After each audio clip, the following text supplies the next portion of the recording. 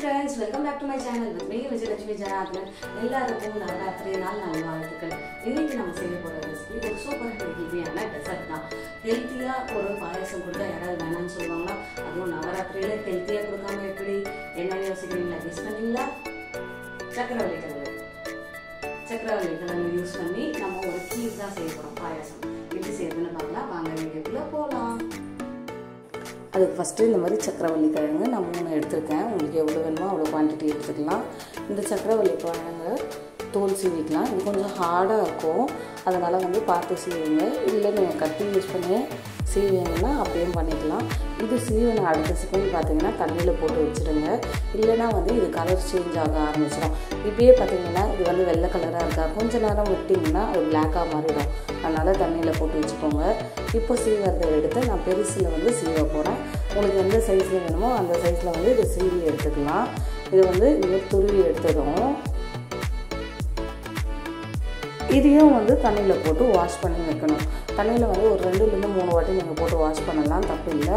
ஏன்னு கேட்டிங்கன்னா இதையும் நீங்கள் திருவி அப்படியே வச்சுருந்தீங்கன்னா இதுவும் கலர் சேஞ்ச் ஆகி பிளாக்கிஷாக மாற ஆரம்பிச்சிடும். அதனால் முடிஞ்ச அளவுக்கு இது திருவின அடுத்த செகண்ட் ஒரு பவுலில் போட்டு வாஷ் பண்ணி எடுத்துக்கோங்க. இப்போ நான் செய்யக்கூடிய கீர் பார்த்திங்கன்னா அதிகபட்சம் ஒரு 3-4 பேர் சாப்பிட கரெக்டாக இருக்கும்.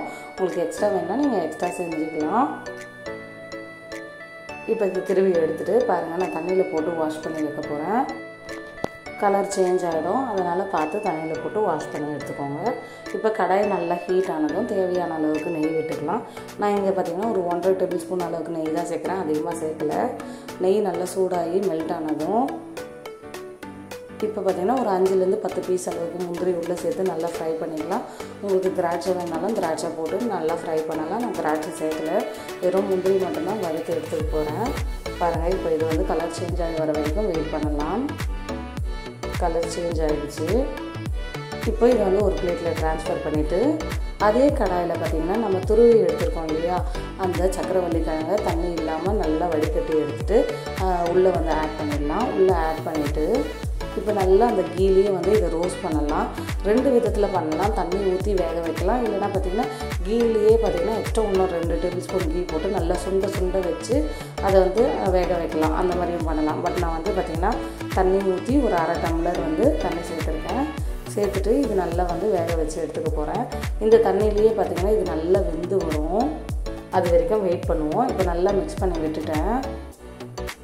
மிக்ஸ் பண்ணிவிட்டு இந்த மாதிரி ஸ்மாஷ் பண்ணிக்கலாம் அப்போ தான் கீர் நல்லா திக்காக இருக்கும். அதுக்காக தான். இல்லை நீங்கள் மூடி போட்டு வேக வைப்பீங்கனாலும் வேக வச்சுக்கலாம். இது வெந்ததும் நான் இங்கே பார்த்திங்கன்னா ஒரு 3 டம்ளர் அளவுக்கு பால் சேர்க்க போகிறேன். இது காய்ச்சி ஆற வச்சு எடுத்த பாலை நான் உள்ளே சேர்த்துக்க போகிறேன். சேர்த்துட்டு இந்த மாதிரி நல்லா மிக்ஸ் பண்ணி விட்டுடலாம். மிக்ஸ் பண்ணிவிட்டு இப்போ டேஸ்ட்டுக்காக ஏலக்காய் பவுடர் நான் கடையில் வாங்கியிருப்பேன், அது போட்டுக்கலாம். ஃப்ரெஷ்ஷாக வேணாலும் ஃப்ரெஷ்ஷாக இடித்து போட்டுக்கலாம். இப்போ பார்த்திங்கன்னா நான் நாட்டு சர்க்கரை யூஸ் பண்ணுறேன். நீங்கள் எது வேணாலும் யூஸ் பண்ணிக்கலாம். ஒயிட் சுகர்னாலும் ஓகே தான், கருப்பட்டினாலும் ஓகே தான், எதுனாலும் சேர்த்துக்கலாம்.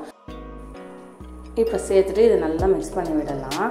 நான் சொன்ன ரேஷியோவில் நீங்கள் சேர்த்திங்கன்னா கரெக்டாக இருக்கும். சாமிக்கு வைக்கிறதுனால டேஸ்ட் பார்க்க முடியாது இல்லையா, அதனால் கரெக்டாக ஒரு 8 டேபிள் ஸ்பூன் போட்டிங்கன்னா கரெக்டாக இருக்கும்.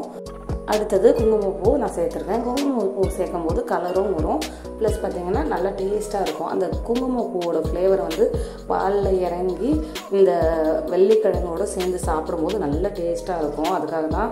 இப்போ இது நல்லா சுண்ட விடலாம். கீருன்னும் போது ரொம்ப தண்ணியாக இருக்கக்கூடாது இல்லையா, ஒரு மாதிரி சாலிட் கன்சிஸ்டன்சியில் இருக்கணும்.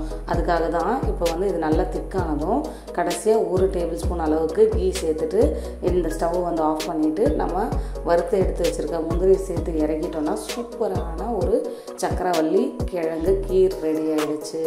இது ரொம்ப ஹெல்த்தியான ரெசிபியும் கூட. சில குழந்தைங்க சக்கரவள்ளி கிழங்கை சாப்பிட மாட்டாங்கன்னு சொன்னாங்கன்னா அவங்களுக்கு இந்த மாதிரி நீங்கள் ட்ரை பண்ணி கொடுக்கலாம். இந்த கீரை இந்த மாதிரி திருவி போட்டு தான் செய்யணும் இல்லை, நீங்கள் வேக வச்சு அரைச்சி போட்டு கூட செய்யலாம். அந்த மாதிரி நிறைய விதமான மெத்தட்ஸ் இருக்குது. எது வேணாலும் நீங்கள் ஃபாலோ பண்ணிக்கலாம். பாருங்கள் எவ்வளோ சூப்பராக ரெடி ஆகிருக்கு இந்த கீரைன்னு. சாப்பிட நல்ல டேஸ்ட்டாகவும் இருந்தது, நல்ல ஃப்ளேவராகவும் இருந்தது. இந்த மாதிரி நவராத்திரிக்கு ஹெல்த்தியான ஒரு ரெசிபியை செஞ்சு உங்கள் வீட்டுக்கு வர குழந்தைங்களுக்கு நீங்கள் கொடுங்க. மேலும் இந்த மாதிரி பல ரெசிபிகளுக்கு மறக்காமல் என் சேனலில் லைக் பண்ணுங்கள், ஷேர் பண்ணுங்கள். அப்படியே கீழே இருக்கிற அந்த சப்ஸ்கிரைப் பட்டனை மறக்காமல் ப்ரெஸ் பண்ணிவிட்டு பாருங்கள் ப்ளீஸ்.